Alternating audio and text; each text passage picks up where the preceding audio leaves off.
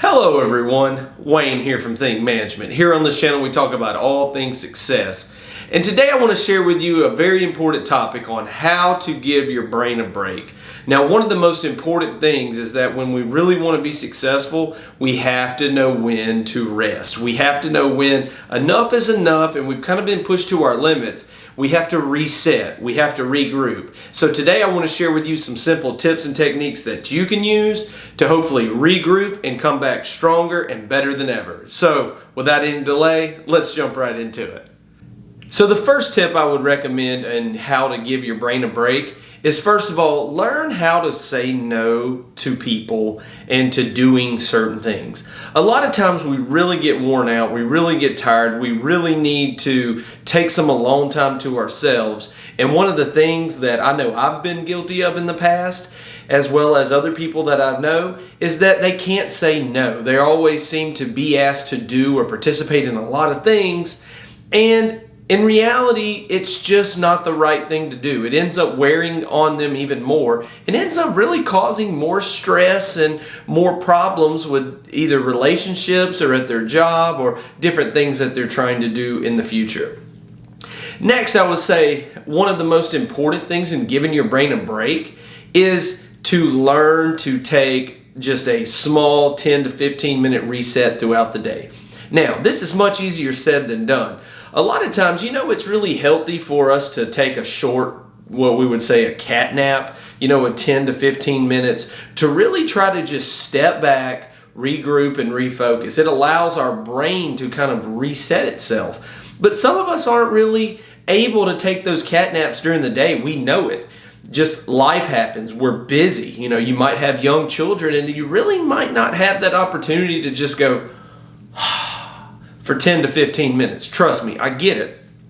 Well, a technique for people that really can't do that is to daydream, is to really just let your mind wander for a few minutes. Now, it may seem childish, but when we were all young children, we had daydreams. We thought we used our imagination. How many times as an adult do we not use our imagination? That is crazy. That is just, it's hard to believe that as a child, we learn simple stress techniques just by having fun, just by playing, that as an adult, if we applied them, it would help us out so much better.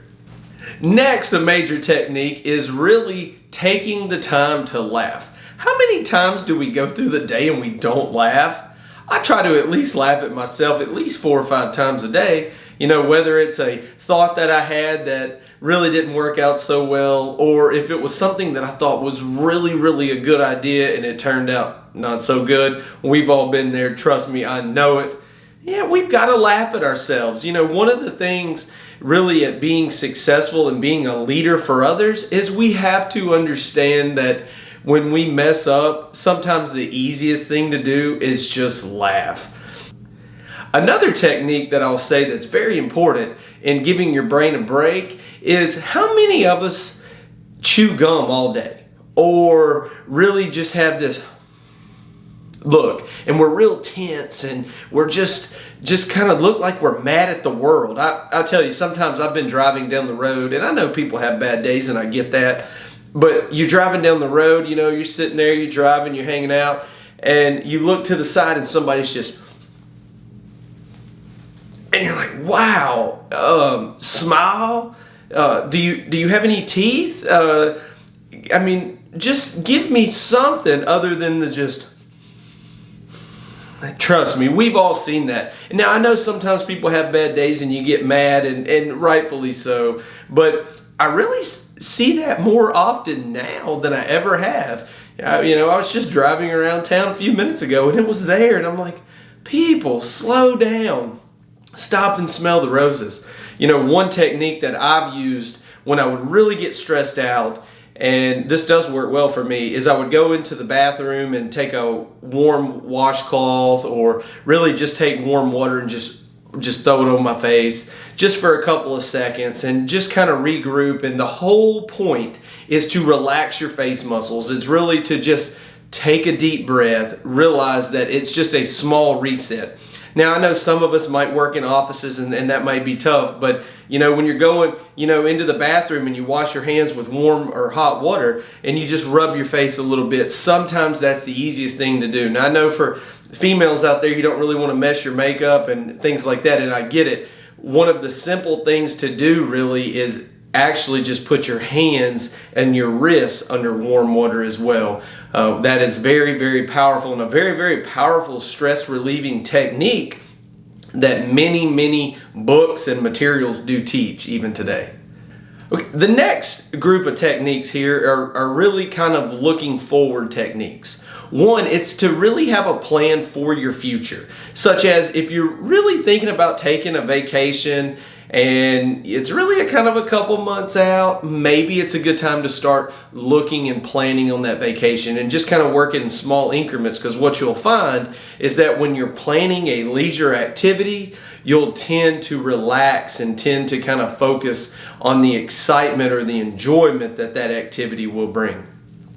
Also, kind of on that same mindset, one of the ways to relax your brain is to take a walk or to daily exercise. I know for myself, a stress reliever is really just sometimes walking, but most of the time it's running or swimming. That's what I do. That's what works for me. But I would encourage you, find what works for you. And not a lot of people can go running. They may have a physical ailment, or you may have responsibilities in which you can't leave your house for 45 minutes at a time due to pets or children or taking care of a family friend or elderly parents, whatever it may be. Sometimes the most simplest thing could even be just stretching. Stretch where you're at. Take 5 minutes, stretch your legs, stretch your arms. One of the easiest things to do is to look all the way to the side and try to keep your shoulders straight on. What that does is you're stretching all your neck muscles here, and you kind of do that both ways. You can even stretch your fingers by spreading them out real far, or even putting them together and doing something like this. And then as well as going in like this. Little simple things that kind of stretch. What you're doing is the same principle as exercising or running or swimming, whatever it is you're trying to increase your blood flow, increase your circulation of blood throughout your body. Same principle as having good posture, standing up tall, being confident in your stance and not kind of being all slouched over. Now, some of us have physical ailments to where we have to do like that. It could be a back injury, it could be hip injury, it could be an old, football injury that just kind of keeps reoccurring every time you have bad weather in the area. But one of the things that's very important is to find what works for you. That if you don't gain anything from today's video, I would encourage you to find solutions that work for you and that can help you reset your brain and allow you to take a brain break, because when you can stop and you can pause, then you can really focus on what's important moving forward. And not only will it help you now, but it also will help you well into the future.